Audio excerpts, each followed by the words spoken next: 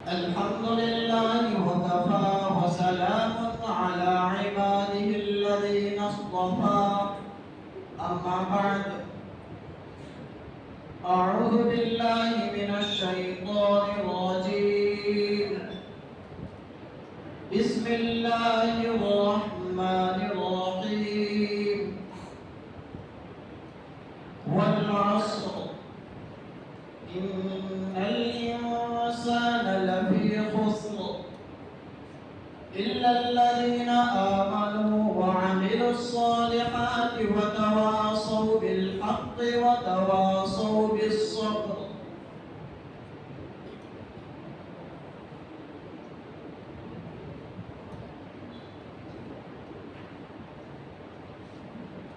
صدق الله العلي العظيم.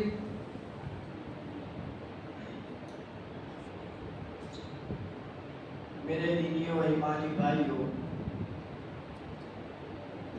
یہ قرآن مجید کے آخری پارے 30ویں پارے کی سورہ قرآن مجید کی سورتوں میں سب سے مختصر ترین سورتوں میں اس کا شمار ہوتا ہے. کل 3 آیتوں پر یہ مختصر سی سورت مشتمل ہے، لیکن اس کے مضامین اس قدر وسیع ہیں کہ انسان کی حیات کے تقریباً سبھی پہلوؤں کو اس میں شمار کر لیا گیا. ان مختصر سی 3 آیتوں کے اندر اللہ تبارک و تعالیٰ نے انسانی حیات کے تمام تر پہلوؤں کو گویا کہ شمار کر لیا. یہی وجہ تھی کہ صحابہ کرام رضی اللہ تعالیٰ عنہ جب آپس میں ملتے تو ایک دوسرے کو سورہ عصر کی تلاوت کر کے سنایا کرتے تھے، اپنی آخرت کی یاد کو تازہ کرنے کے لیے.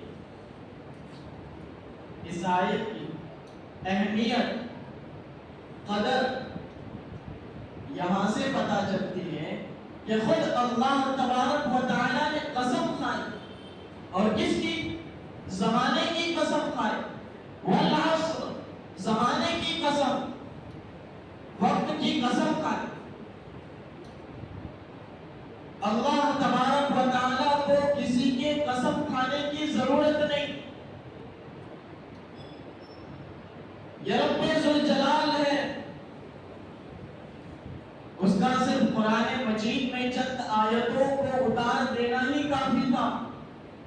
لیکن جب وقت کی، زمانے کی قسم کھائی تو اسے اللہ کے کلام کی مضبوطی کے لیے نہیں، بلکہ خود وقت اور زمانے کی قدردانی دلانے کے لیے اللہ تبارک و تعالیٰ نے قسم کھائی کہ انسان اس کی قدر و قیمت کو سمجھے.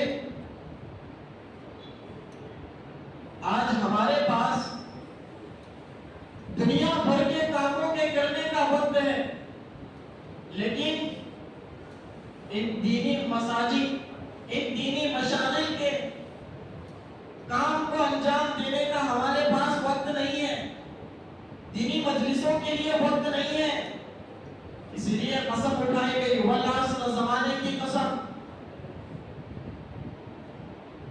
صحابہ کرام رضی اللہ تعالیٰ عنہ بار بار سنا کر تازہ کرتے تھے کہ ہمارا وقت تو کبھی ضائع تو نہیں ہو رہا.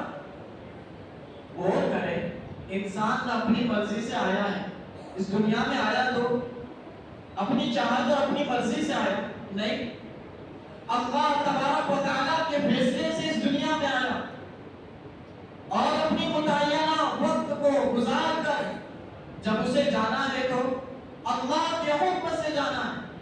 نہ آنے میں اس کی چاہت شامل ہے، نہ جانے میں اس کی چاہت شامل ہے. بس عقل مندی کا تقاضا یہی ہے کہ جو بیچ والا وقت ہے اس کو بھی اسی کی چاہت کے مطابق گزارا جائے، جس کی چاہت سے آیا ہے اور جس کی چاہت سے اسے جانا ہے.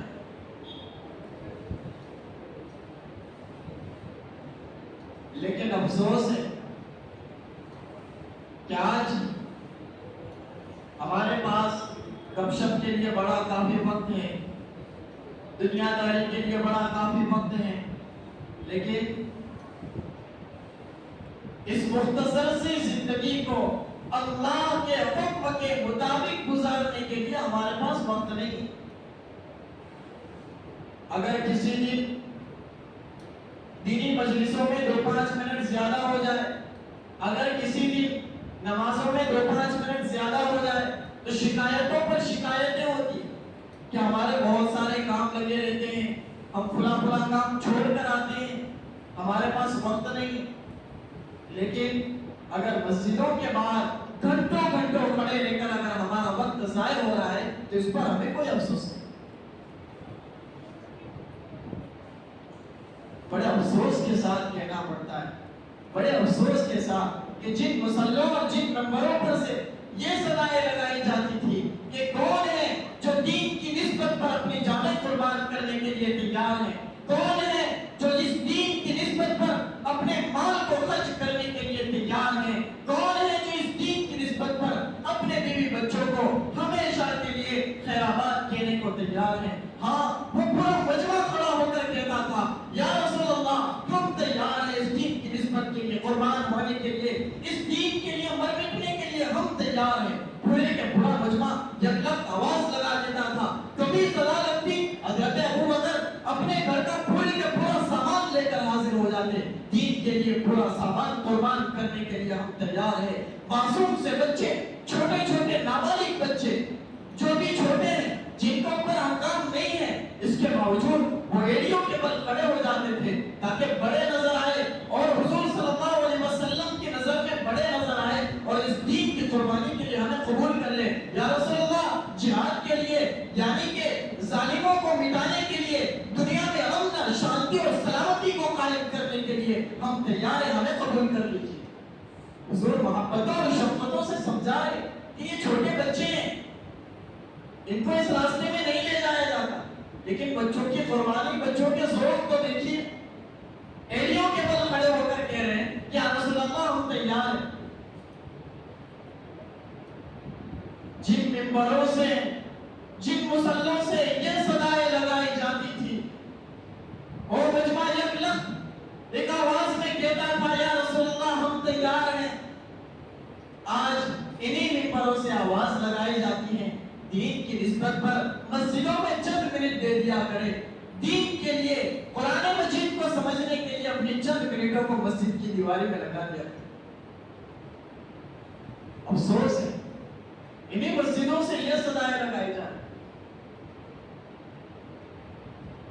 عام گاؤں کا، علاقوں کا، خاص طور پر شہروں کا یہ ماحول بنتا جا رہا ہے. راتوں کو لیٹ تک جاگنا، مجلس بازیاں، 2-4 افراد مل کر بیٹھے بس گھنٹوں کے گھنٹوں گزارتی. اور کیا بات ہوئی؟ 4 گھنٹے 5 گھنٹے بیٹھے، نہ کبھی کسی ایک حدیث کا ذکر ہوا، نہ کسی ایک قرآن کی آیت کی تلاوت ہوئی. تو کیا ذکر ہوا؟ ہمارا فلاں پڑوسی ہے وہ تو ایسا ہے، یہ فلاں گاؤں کا رہنے والا فلاں چودھری، اس کے تو کام ٹھیک نہیں ہے، فلاں سیاست میں یہ چل رہا ہے، فلاں لوگ ایسا ہے، فلاں کی تنخواہ تو 5-10 ہزار ہے، وہ گاڑی کہاں سے لائے. بس یہ کسی کی خوشیوں سے پریشانی ہے، کسی کے مال سے ہم کو پریشانی ہے، کسی کی زندگی سے ہم کو پریشانی ہے. لیکن کبھی ہم نے اپنے آپ کی زندگی میں کبھی اپنے گریبان میں جھانک کر نہیں دیکھا. گھنٹوں کی باتوں میں گزر رہے. غیبت کیا چیز ہے؟ قرآن مجید کیا کہتا ہے غیبت کرنے والوں؟ کتنا سخت ترین الفاظ کو قرآن مجید نے استعمال کیے ہیں غیبت کرنے والوں کے لیے. شاید اس سے زیادہ سخت الفاظ کسی اور گناہ کے لیے نہیں استعمال کیے گئے. کیا کہتا ہے قرآن؟ یا ایھا الذین آمنوا اجتنبوا کثیرا من الظن ان بعض الظن اثم ولا تجسسوا ولا یغتب بعضکم بعضا. اے ایمان والو، بدگمانیوں سے بچو، کسی کے بارے میں برا بھلا سوچنے سے بچو. بہت سارے گمان وہ ہوتے ہیں جو تمہاری نیکیوں کو برباد اور گناہوں کو لازم کر دیتے ہیں.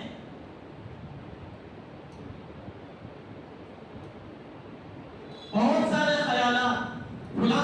گاڑی کہاں سے آ گئی، فلاں کے پاس بنگلہ کہاں سے آ گئے، فلاں کی کمائی تو حرام کی ہے، فلاں یہ کاموں میں ملوث ہے، فلاں گناہوں میں ملوث ہے۔ ارے بابا، تو جس مجلس میں بیٹھ کر جس کے گناہوں کو ذکر کر رہا ہے، ہو یا نہ ہو وہ گناہ، لیکن تو جس مجلس میں بیٹھا ہے وہ مجلس تو بہرحال گناہ ہی ہے۔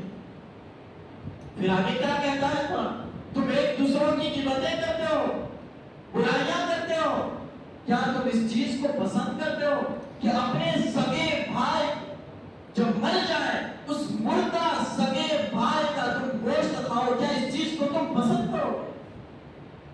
اپنا سگا بھائی میت مردہ پڑا ہوا اس کے گوشت کو نوچ نوچ کر کوئی کھائے، کیا اس چیز کو پسند کرے گا؟ ہاں، اپنے بھائی کی غیبت کرنا یہی چیز ہے جیسا کہ تم اپنے سگے بھائی کا گوشت کھا رہے ہو۔ لیکن ہماری رات کی مجلسیں اسی سے آباد ہے۔ کون ہے جو راتوں کو عشاء بعد جلدی سونے کا ماحول بناتا ہو؟ 90%، بلکہ یوں کہیے کہ 90% سے بھی زیادہ گھروں میں ماحول یہ ہے کہ رات کو 1 بجے 2 بجے تک جاگتے ہیں۔ عشاء کے بعد جائیں گے، گھنٹوں گھنٹوں بیٹھیں گے، اس کے بعد کھانا ہوگا، اور پھر کھانے کے بعد پھر ایک اور مجلس لگے گی کہ جس میں کچھ پان ماوا تمباکو چبایا جا رہا ہے، اور 1-2 بجے تک بیٹھے۔ پھر حال کیا ہے؟ صبح کی نماز میں آدھی صف ایک صف، اللہ اکبر کبیرہ، راتوں بھر غیبت کی، دوسروں کی برائیاں کی، نہ ہمارے نمازوں کے ٹھکانے، نہ ہمارے عبادت کے ٹھکانے۔ رمضان کا مبارک مہینہ، مبارک ایام گزرتے چلے جا رہے ہیں، مغفرت کے عشرے گزرتے جا رہے ہیں، رحمت کا عشرہ گزر رہا ہے، لیکن ہمیں کوئی پرواہ نہیں۔ یہ تو نیکیوں کو وصول کرنے کا مہینہ تھا، اس مہینے میں تو کثرت سے تلاوت کرنے کا مہینہ تھا، رات رات بھر جاگ کر مصلی پر گزارنے کا مہینہ تھا، لیکن ہم نے اس مہینے کو بازاروں میں گزار دیا۔ جس شخص کے سامنے وقت کی قدر اور قیمت ہوتی ہے اس کی زندگی بن جاتی ہے، سنور جاتی ہے۔ آدمی کے پاس وقت کی قیمت ہی نہ ہو تو کوئی افسوس ہی نہیں ہوگا۔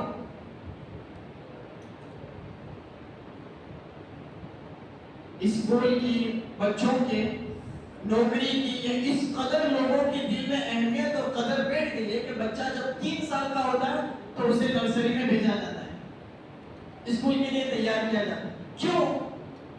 والدین کے ذہن میں بچے کی دنیا بنانے کے لیے پڑھائی لازم ہے۔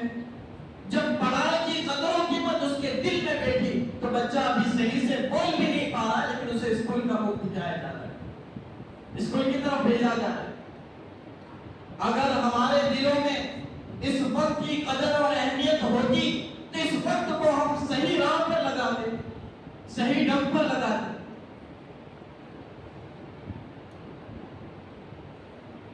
اللہ کرے یہ بات ہمارے دل میں اتر جائے کہ صرف مسجدوں کی 4 دیواری کو بنا دینا یہی عبادت نہیں ہے، مسجدوں کی 4 دیواری کے اندر وقت لگانا یہ سب سے بڑی عبادت ہے، یہ سب سے بڑی عبادت ہے۔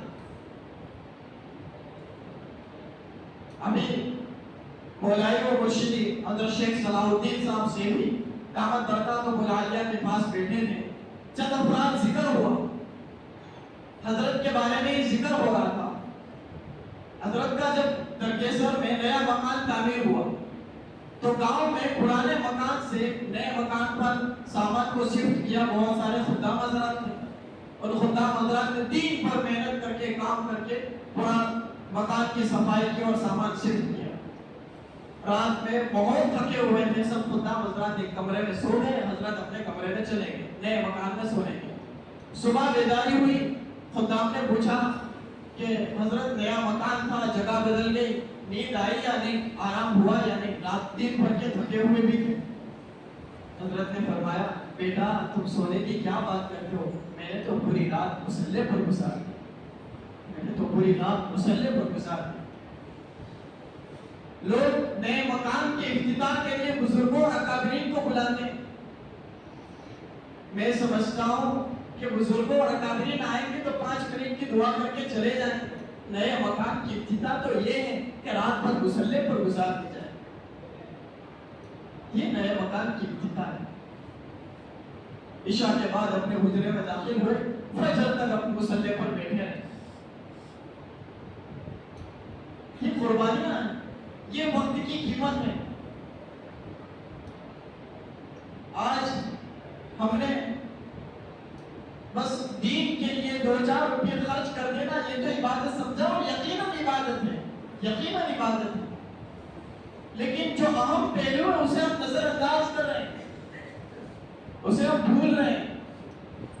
یہ مسجدیں چاہتی ہے کہ اسے آباد کیا جائے. قیامت کے دن یہ پکار پکار کر کہے گی, یہ مسجد کی اینٹیں اور دیواریں پکارے گی, اللہ یہ نمازی, یہ اپنے آپ کو نمازی کہلانے والا یہ مسجد کا کبھی رخ نہیں دیکھتا تھا, یہ مسجدوں میں لاکھوں اور کروڑوں روپے خرچ کرنے والا کبھی مسجدوں کو آباد نہیں کرتا تھا. مسجدوں کے اندر خرچ کرنے والے افراد تو ہزاروں اور لاکھوں تھے, لیکن اس مسجد کی 4 دیواریں میں نماز پڑھنے والے تو 5-7 لوگ ہی تھے. یہ مسجد کی اینٹیں اور دیواریں بھی گواہی دے گی.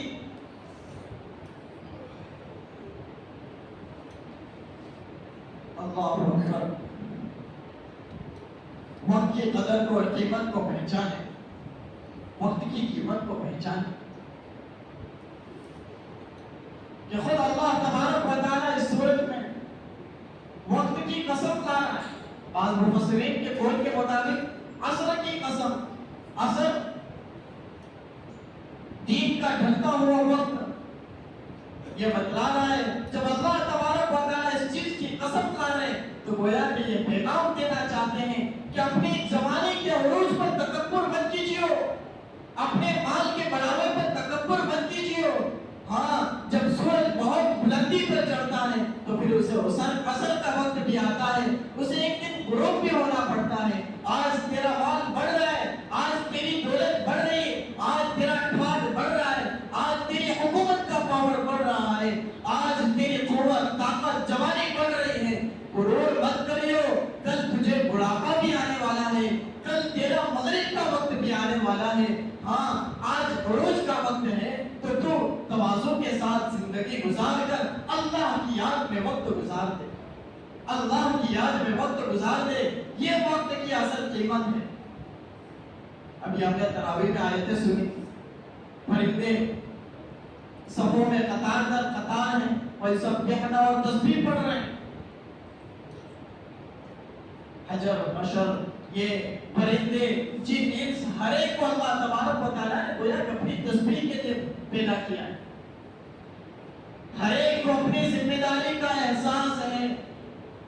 پرندے اٹھنے کے ساتھ اللہ کی تسبیح میں مشغول ہو جاتے ہیں, لیکن انسان ایک اشرف المخلوق ہونے کے باوجود اس کا حال یہ ہے کہ وہ اللہ کی یاد سے غافل ہے, اللہ کی یاد سے غافل ہے.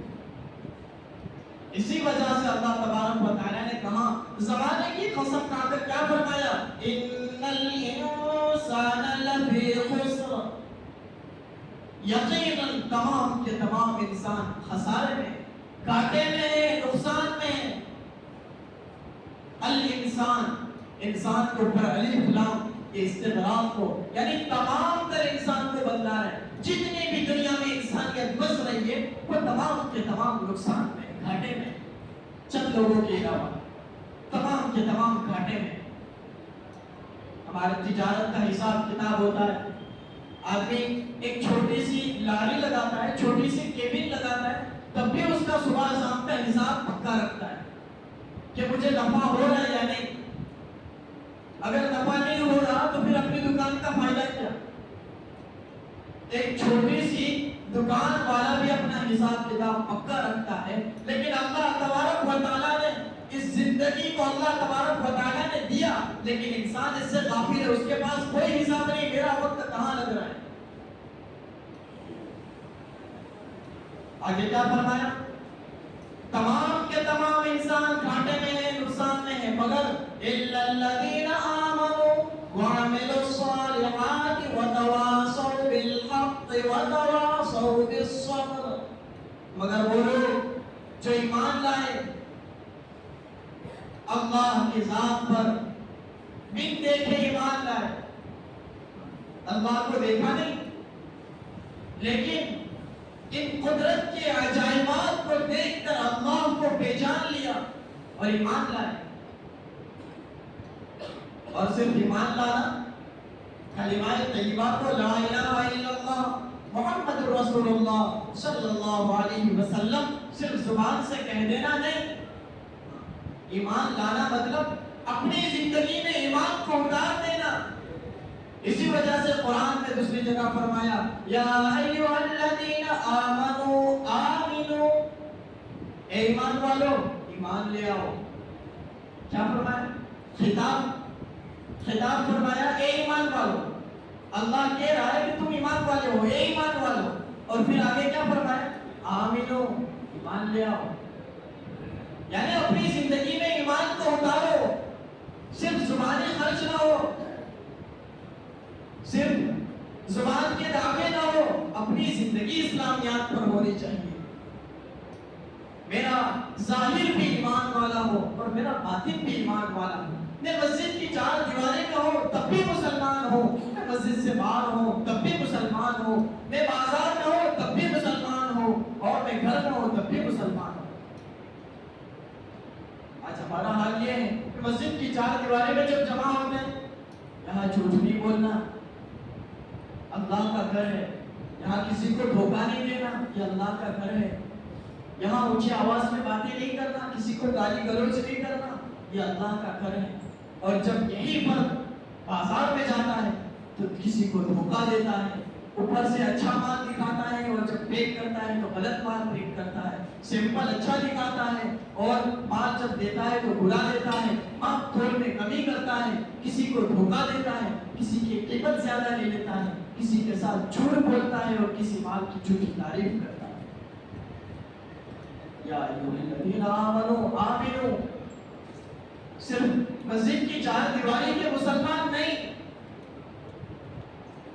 مسجد کے تو مسلمان ہیں، بازار کے بھی مسلمان بنو، گھر میں جاؤ تو تب بھی مسلمان بنو،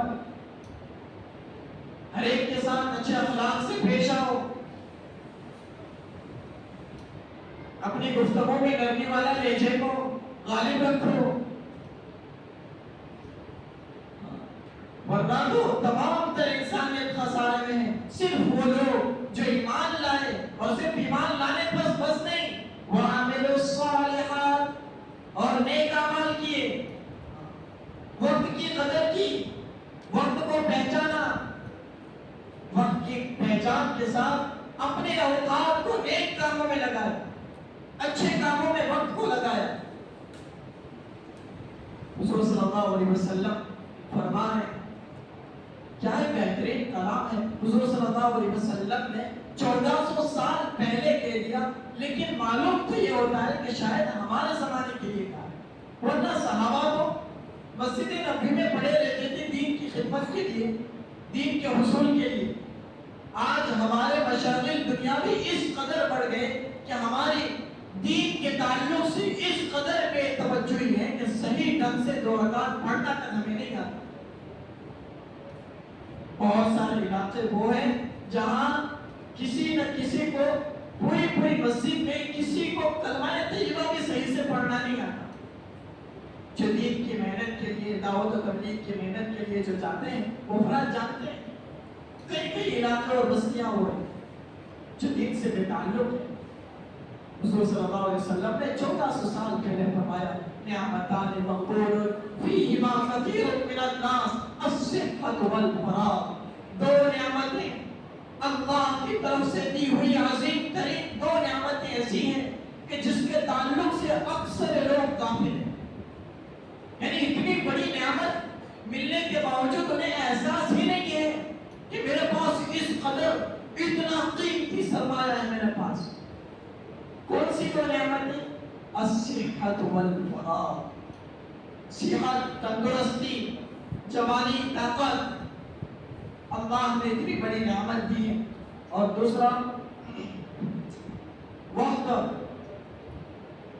فراغت، وقت کا ملنا، اللہ کی طرف سے یہ صحت کا ملنا اور وقت کا ملنا اتنی بڑی نعمت ملی ہے، لیکن انسان کو اس چیز کا احساس نہیں۔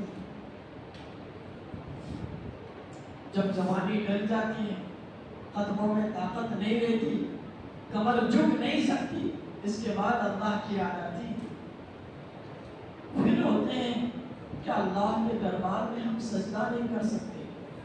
اللہ نے جوانی دی تھی، لیکن اس جوانی کی قدر نہ ہو سکی تو آج جوانی کی طاقت نہ رہی۔ بہرحال اس بڑھاپے میں بھی جب انسان کے اندر سچی طلب ہو تو انسان کے اندر سچی طلب ہو تو اس بڑھاپے کے عالم میں سجدہ نہ کر سکے تب بھی وہی ثواب ملتا ہے جو جوانی کے عالم میں سجدہ کیا جاتا۔ لیکن جوانی کی عمر میں جو راتوں کے لمبے لمبے قیام کر سکتے ہیں وہ بڑھاپے میں نہیں ہو سکتے، وہ بڑھاپے میں نہیں ہو سکتے۔ اللہ نے عظیم نعمت ہمیں دی ہے، نعمتان مقبول فیہما کثیر من الناس الصحۃ والفراغ، ہم اس کی قدر کر لیں۔ اللہ تبارک و تعالیٰ نے اس آیتوں میں بھی یہی فرمایا ہے، وقت کی قدر کر لے ورنہ